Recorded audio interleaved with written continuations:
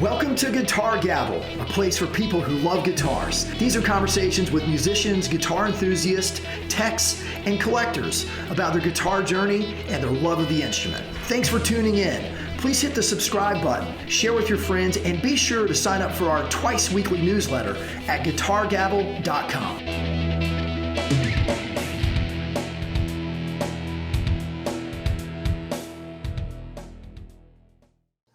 Hey everybody, welcome to the Guitar Gavel podcast. I'm your host, David Still, and joining me today is Falcon Eddy from Galveston, Texas, man, in the Galveston Guitar Lounge. So we're going to do a couple things with Falcon.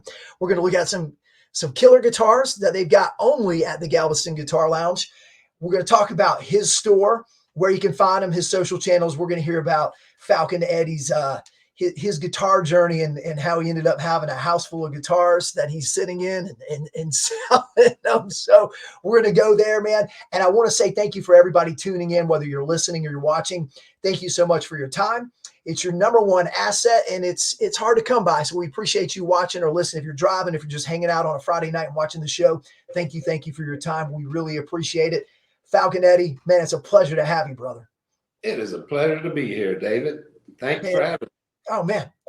So real quick backstory, Falcon Eddy sells some guitars. He's got some guitars with us here on Guitar Gavel, and we become pretty good buddies the last couple of months. I'd say so, yeah. And man, it's just when I call, so this is my first time seeing you, of course, and your first time seeing me, and man, I just always love. I've watched some of your podcasts. Oh, okay, cool, great. Well, thank you. Man, it is just, it's always so fun to talk to you on the phone, man. You just got a lovely spirit. Conversations, don't we? We do, man. We do. We can get going. We're going to get to the nuts and bolts of it today, though. You know. Well, I'm glad to be doing this with you, man. So I appreciate the invite. Oh man, well, thank you. So everybody knows Falcon Eddy is at his store. And, if he's got to hop up and sling a guitar, that we'll forgive him. We'll edit it out. Y'all will never know. But if you hear some background noise, that's what's going on. So, that's right, man. Sweet, man. All right. So we're going to start with the first guitar. Which one was that? And what were your influences to get you started playing? Well, when I was a kid, I just wanted to be a rock star. And my uncle was a musician. My grandfather was a musician, and my dad played the harmonica. And I just loved music, and I bought records like crazy and sit back in my room and just listen to music. And finally, I got a guitar that somebody gave to him. I can't remember who, but it was a old silver tone parlor guitar, acoustic piece of junk. Strings were about 4 inches off the fretboard. It was almost impossible to play, but I played it. I still had those rotten strings on it. And I didn't know anything about new strings or even tuning a guitar. And I just played it, but finally had enough of that. So I went to this little store, it was like the old Walmart back in those days, a store called Gibson's. And I walked in the door, and up on this shelf, way up high, they had this electric guitar sitting up there. And it was a Teisco Del Ray, tulip shape, ugliest thing you ever saw. But to me, it was like, whoa, moment, and I'd never been to a music shop or anything at that time. I was 13 years old, and for the guitar, a Checkmate tube amp, a chipboard case, a skinny little strap, and a pitch pipe and a cable, $29. So I put it on layaway. I didn't have $29, but boy, I put it on layaway. And I worked my ass off all summer, paid it off, and couldn't wait to get it home. But it was a life-changing moment for me, So to go from playing something that you really couldn't play to something that actually played, and it was pretty cool, and been at it ever since.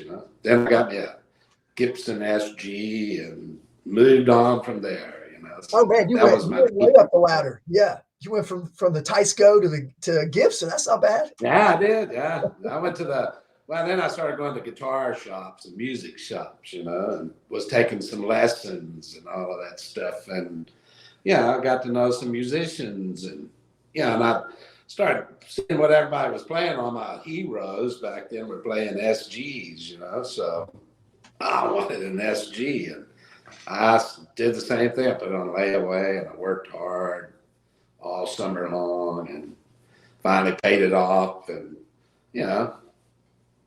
that was my baby for a while. What? How old were you? Do you think when you got the Gibson? 13. Oh man, yeah. Yeah, that's 52 years ago. That's not bad. Do you still have it?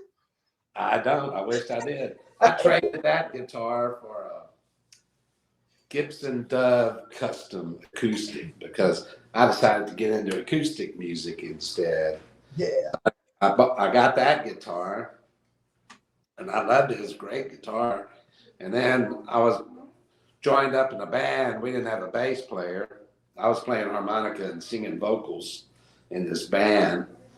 And I said, well, shoot, I'll just go get a bass. And so I took the Dove Custom. I traded for a Gibson EB3 bass, And I learned how to play it. And when I got older and started driving, old enough to drive and, develop interest in girls and all of that good stuff, I, like a dumb butt, traded the bass for a car.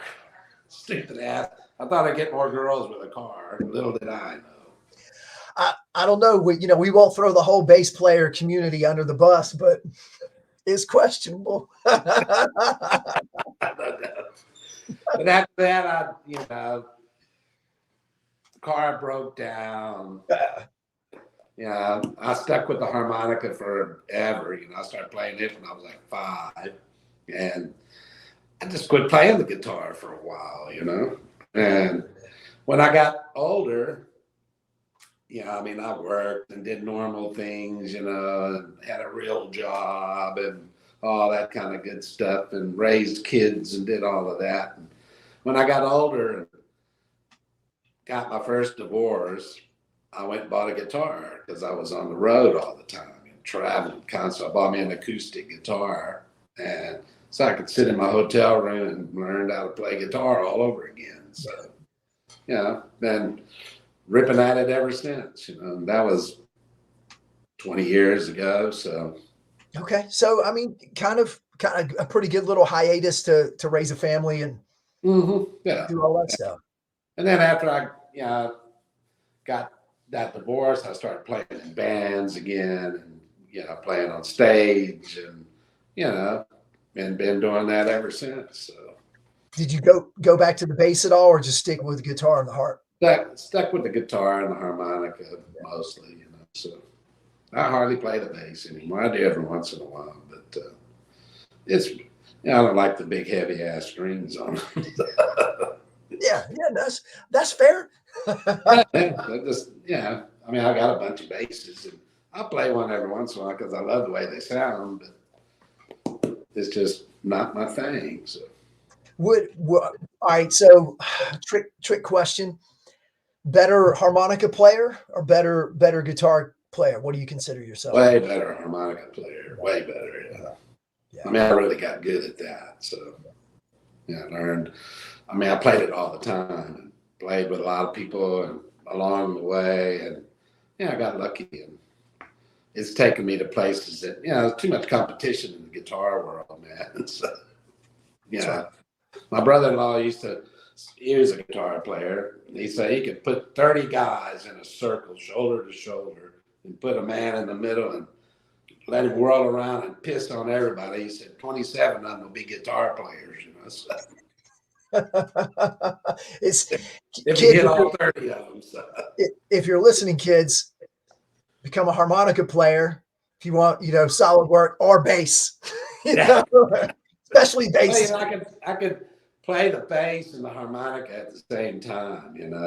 I don't think I've ever seen that before, man. That's cool. I think I was like a one of a kind thing. You know? I put a rack on and I would play the bass and harmonica at the same time, you know. Oh, that's cool. And now I try to do it. I'm going to just grab it and play it like I'm supposed to play it, you know. So instead of just sucking and blowing through it, so I don't get into it when I play the guitar like I did with the bass, you know. Yeah, so. okay.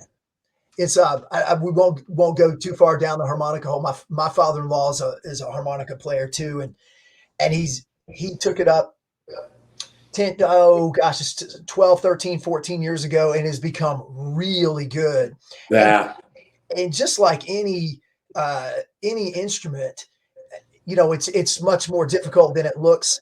And he'll you know, he's into tone blocking and playing single notes and telling me how difficult that is. It is tough. Yeah, versus playing dirty. And I have, you know, I don't have the heart to tell him I have, you know, like, man, I like the dirty players, man. I get your technique is great. You know, I hear you, but you know, like, man, get gritty on it, you know. Here's some folky. Yeah. It's gonna be all proper on me, you know. Yeah. I learned how to play just about every genre of music on it. So I played with all kinds of people and different bands, and I played everything from Tejano music to funk, you know, wow. So everything in between. Man. I've had a lot of fun with it, you know, but you know, it's kind of chilling these days. Again, too busy here, so. Yeah, we'll get to the store in just a sec. There was, because I'm curious. I know you had a life or a partial life as a radio disc jockey. Mm-hmm, I did, yeah. And you certainly got the pipes for it. How did that come about? And do you still dabble at all in the radio biz? No, I don't do it anymore. But you know, when I first opened the shop here, we used to do a radio show out of here every Monday called the Guitar Lounge Hour. And, you know, we'd have people come in there, we'd do a song circle or, you know, mostly acoustic stuff. And man, before you know it, we started out with about 2,200 listeners, I think, you know. By the time we stopped, we were over 70,000 listeners every week. And this place would be wall-to-wall people trying to get on the radio show. It was all internet radio, but because of that, they started a AM/FM station here, or they revived it. They turned it into a classic rock station. And the people that were doing Galveston radio got involved with that. So they needed a DJ to do the noon to 2 show every day. And the manager came in here and we talked, and he invited me to become the DJ.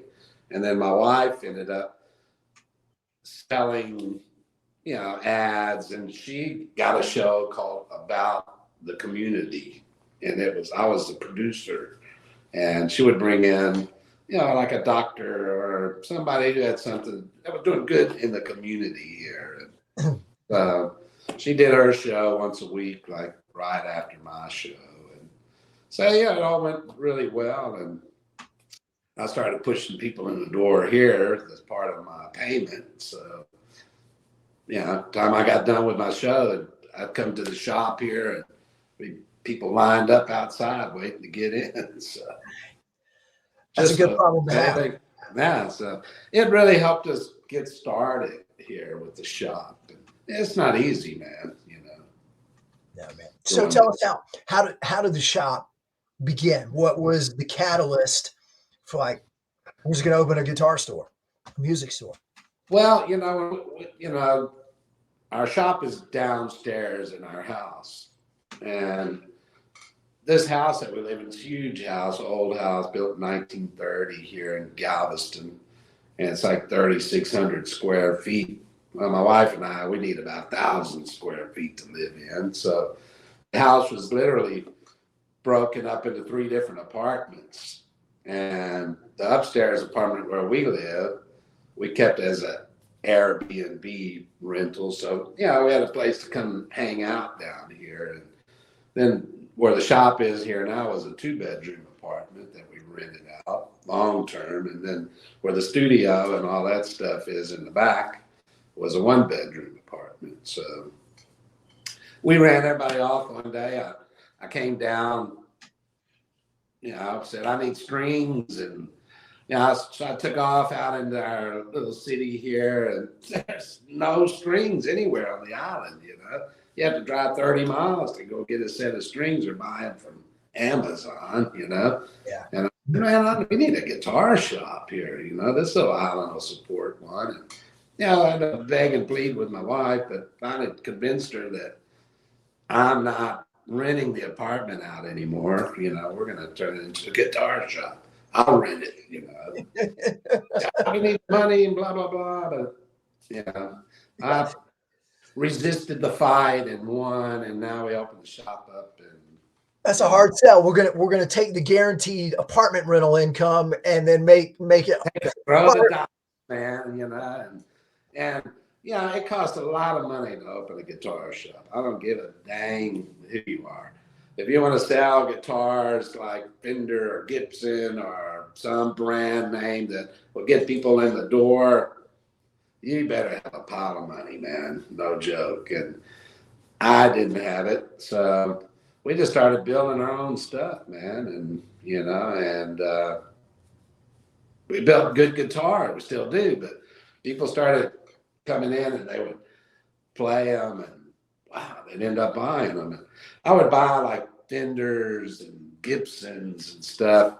I found a good deal, and I called them bait guitars, So I put them out there on the marketplace or something and put them up for sale.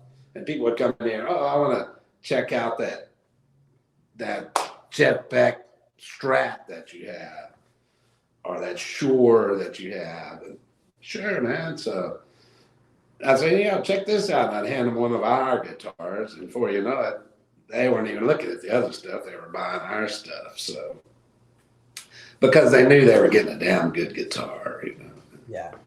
At a good price, man. At a very good price, yeah. So. And the first line, those were the Falcon guitars? Mm-hmm. Yeah, we came up with the Falcon. See, we own a company called Falcon Global LLC. Okay. And we used to build storage buildings and canopies and awnings and things like that. And I got really tired of doing all of that, chasing money around and chasing work and dealing with a bunch of yahoos who didn't want to pay you and, or get the work done. Just a pain in the butt. And we moved down here, and I said that was the end of that. And I medically retired basically because I had issues, with my back and neck, and just couldn't work anymore. So started doing this, man, and we've been making it work ever since. That's cool. Yeah. The Falcon guitars, were you doing like the setup work on them and everything, or did you have a tech in the shop that was handling a bunch of that? Well, I was doing everything at first. We didn't have money to hire anybody, and I was still building guitars and excuse me, You're good. still building guitars, and people started bringing guitars. Man, can you do a setup? Can you fix this? Can you repair that? Can you change these pickups out? And next thing you know, we're in the repair business, and it wasn't really by choice. We just did it, and it just blossomed. It really took off. There was nobody fixing anything down here. And so I brought in an intern and hired a tech, and we did a lot of work, man. We fixed a lot of guitars in here. And, we got a good reputation, and now we get guitars from as far away as Alaska. And, people send us, and we fix them and send them back. So, and we have baseball players who we work on their stuff, and so it's kind of cool. It's just blossomed into what it is today. And then, we got more serious into the building aspect of it, really during COVID, because you couldn't get anything. You couldn't buy a guitar, man, But we got smart. We built a bunch of bodies and necks and bought a bunch of parts, and we just started really building our guitars and pushing them. And man, people had money, and those little checks that everybody was getting. It's fine. We emptied the shop out, man. So Wow. Wow.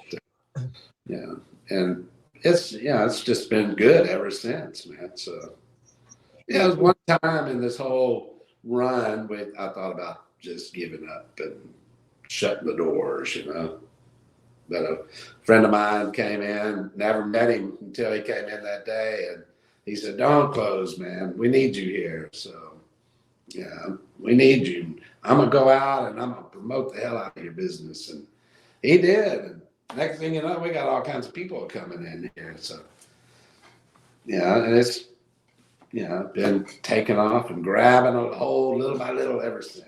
Man, it's a good thing he came in that day and pulled on your I heartstrings. was seriously about that was going to be my last day, no joke. Wow. I mean, I was about to sell out what I had and rent the place out as an apartment again, which was about the last thing I wanted to do. So Well, I don't want to put up with tenants. Yeah, man, they're not, living in my house, People aren't as cool as guitars, not all of them at least. Not even close. Guitars give me zero grief. Yeah, man. Yeah, they don't talk back. Yeah. They don't talk. They don't talk back. They don't steal anything. They don't break anything. But and when they do, they're easy to fix. Yeah, man. Well, let's take a look at some of those Falcon guitars. Now we've got Elissa Guitars to talk about too, but why don't we tackle a couple Falcons if you got some handy? I got some right here. See, I'm sitting right amongst all of them. I love it. I'm going to make you full screen so so everybody can see those things. Well, I'm going to pull out Lucky 7 first. And Lucky 7 we built as tribute for our 7th year anniversary here. And you can see it's got, let me turn it this way. You can see it's got our logo from Fowlcon Guitar Company, and that's who we built under that name. And then right here is the guitar shop, the Guitar Lounge. And then our slogan, "We are the home of tone in Texas." And we're down in Galveston. And this right here is the Pleasure Pier, which is kind of a landmark down here built out over the water. And we put all kinds of good parts and stuff in it. Seymour Duncan, we're dealers for. We use them a lot in our builds. These are the Super Strat set. And we're Graptec dealers. I put the String Saver saddles in it and Q parts. This kind of features a lot of our suppliers. And the reason being is I can post all this stuff up on their website and get free exposure. So not a bad gig. And if you look at the back, it's, more of our Galveston thing here, palm trees. And this guitar was painted by Sean Crankcase Hamilton, who I'd say is probably the best guitar painter in the great state of Texas here. So, and it's got one of our roasted necks on it. Even the rosewood fretboard is roasted. And the frets are stainless steel, and they've been running through a Plek machine, so they're like perfect. Dang, It's got ratio multi-gear locking tuners on it, so each one pulls a different gear ratio from a 39-to-1 to an 18-to-1, which only makes sense to me. And then our tremolo, we actually float our tremolo, so you have dual action on it. So you can lift or dive. So it does what it's supposed to do. And that is slick, brother. It's really a beautiful guitar. I've had a lot of people try to buy it, but I think I'm just going to hang on to it. What it stands for, Right, man. I mean, it's your jam. All right, so that leads me. I should have asked this earlier on.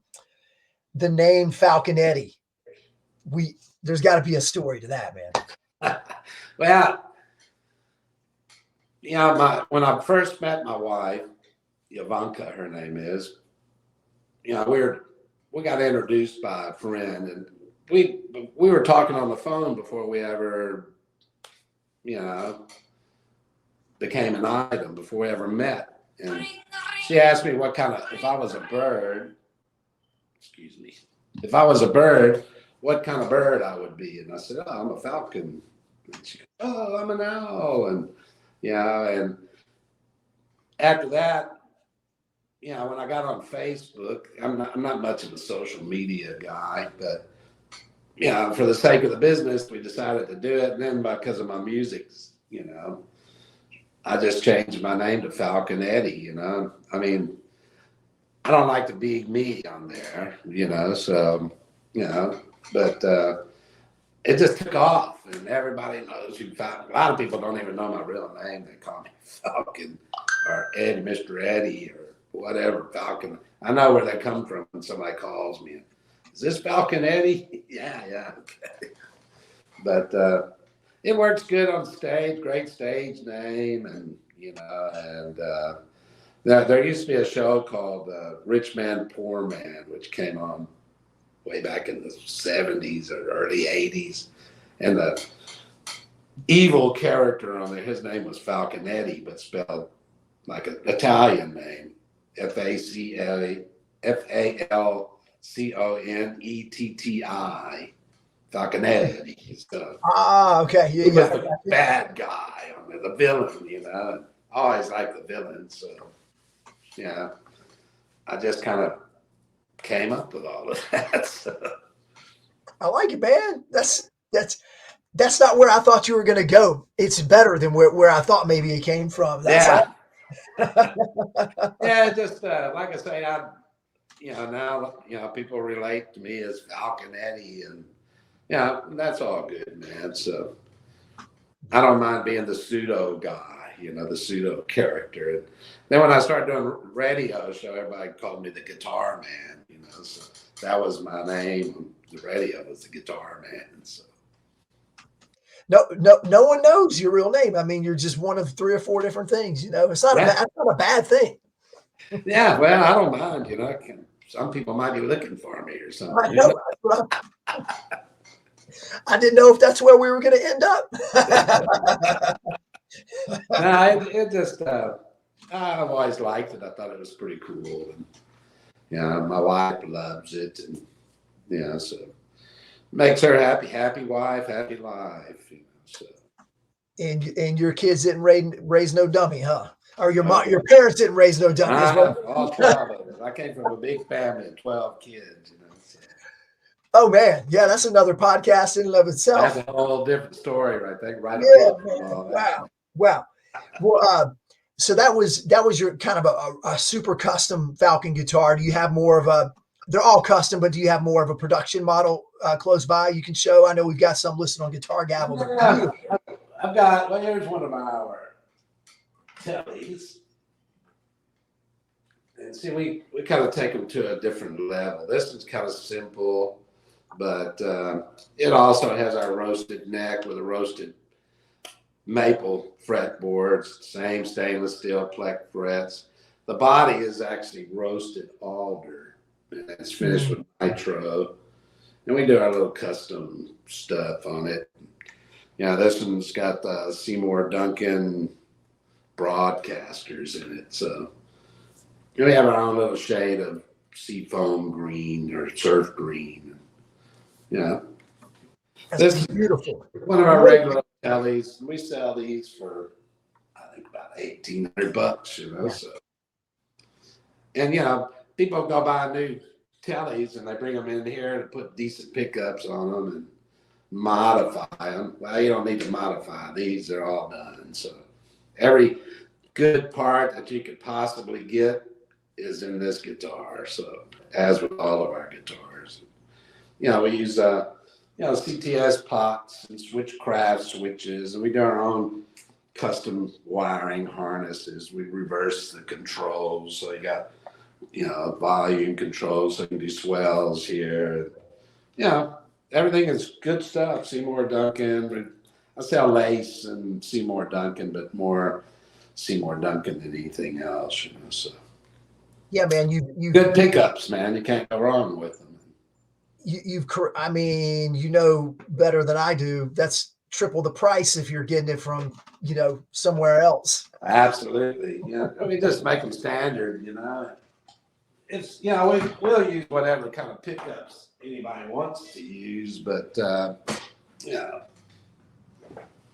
we like Seymour Duncan, man. So Nothing wrong with ST. What you mostly Telly and Strat style bodies, right? yeah, we did, Les Pauls and style carved tops, and even did some semi hollow body stuff, but and acoustics. But we're so busy, man. I just don't have time to, unless I get a special order for one.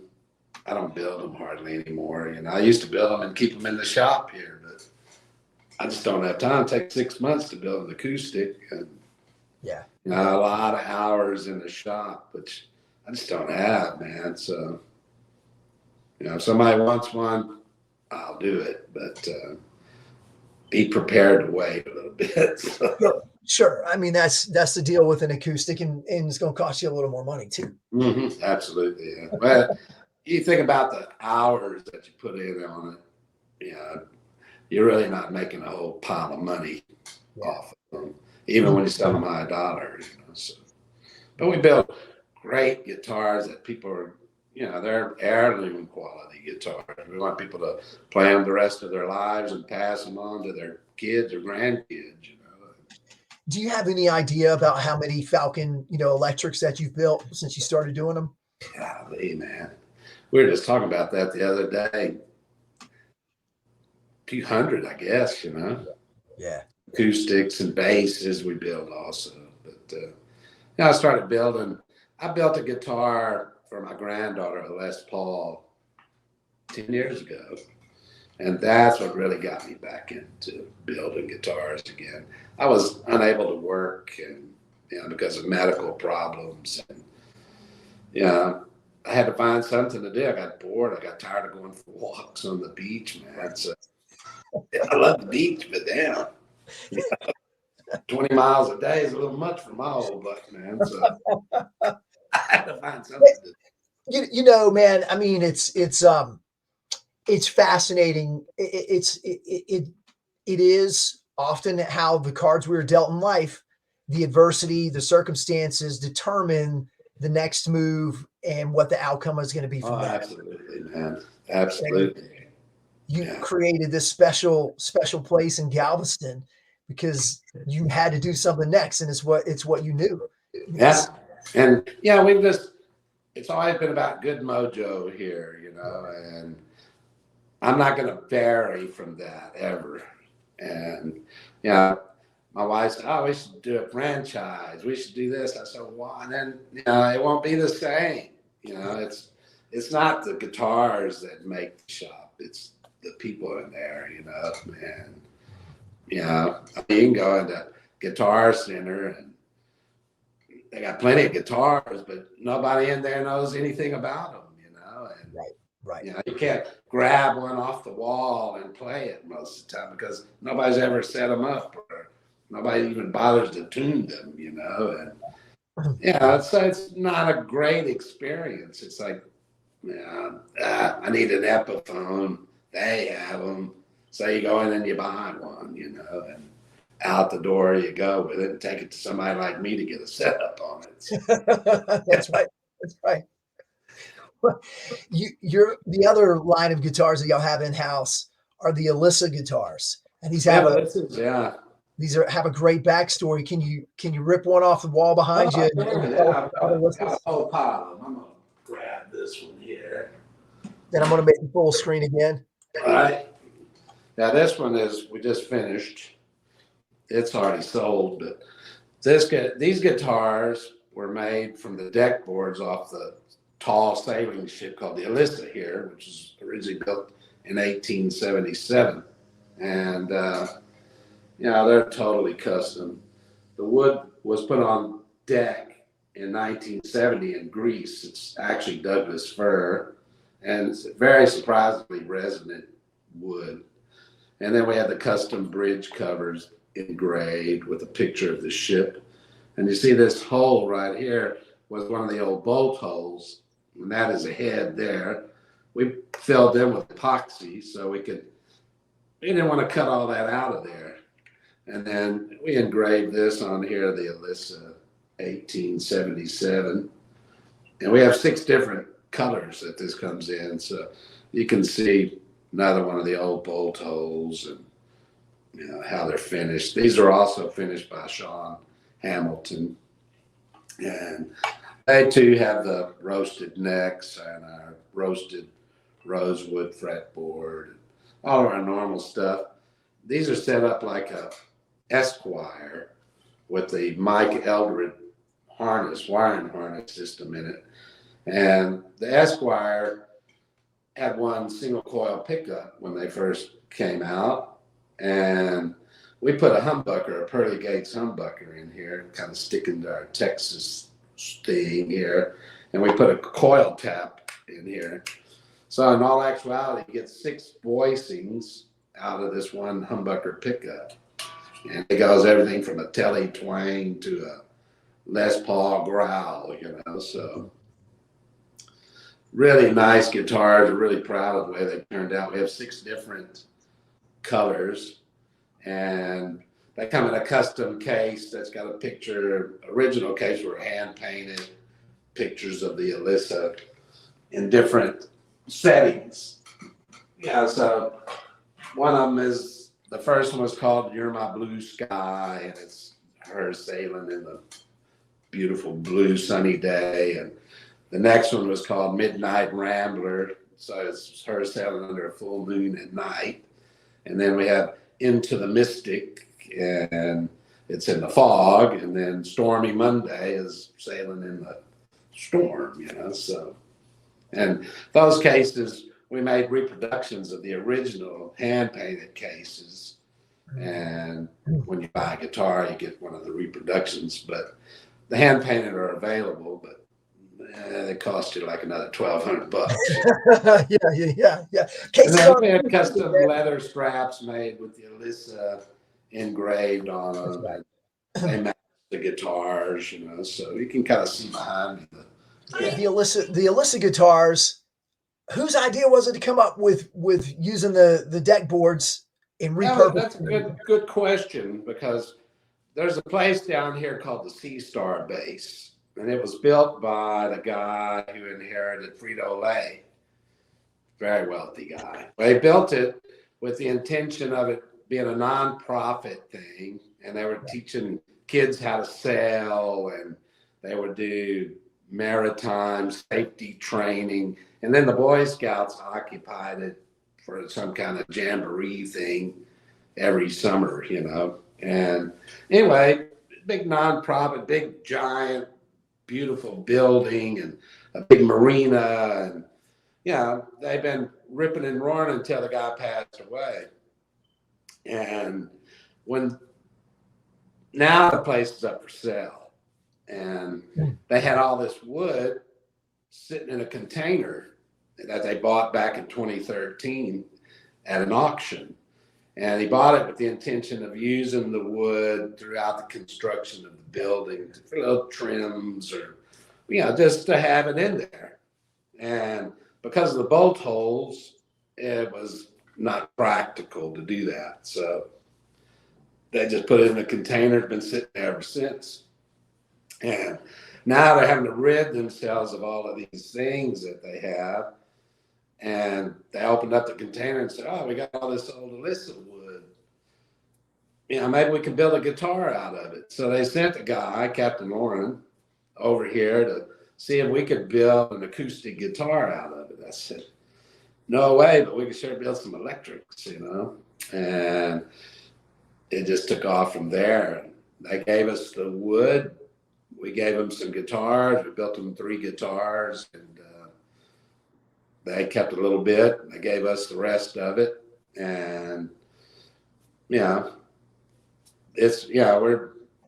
just created it. We came up with a Telly design because I wanted something an old standard that's rugged and would kind of go better with the wood itself, because the wood, as I showed you, it's got bolt holes and it's rough, Yeah.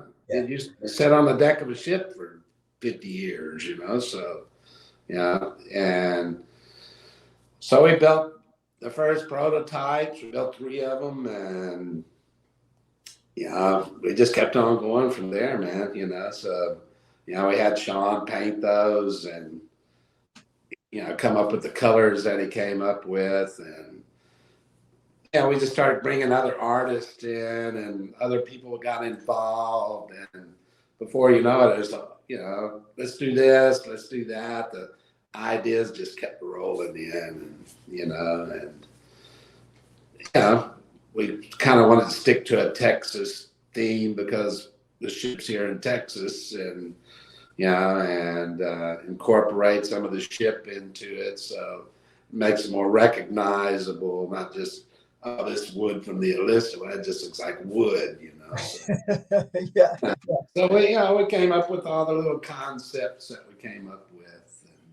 That's cool. And all the fit and finish, all the case candy. I mean, those are just, y'all just kept, man, we can do this, we can do that. Yeah. So we came up with the painted cases, and then we came up with the straps, the custom leather straps. And right now we have a printer doing our certificates of authenticity and a little booklet that tells the history of the wood and the history of the ship and how it all came about. And so that's included when you purchase one of them. So, Do you have kind of enough wood to just make like an endless amount of Elissas, or are you? We're making 75 to 100, depending on how the wood works out. Okay.